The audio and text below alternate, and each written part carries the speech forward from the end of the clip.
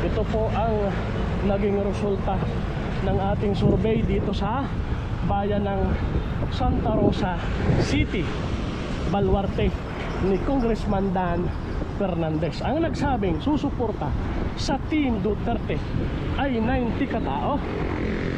Ang nagsabi namang Team Marcos ang papaboran ay 8, at ang undecided po ay 8 rin. Salamat sa patuloy na suporta mga kababayan. Thank you, thank you.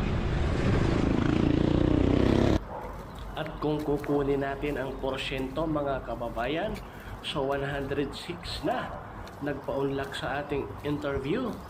Ang nagsabing Team Duterte ay 90, katumbas siya ng 85%.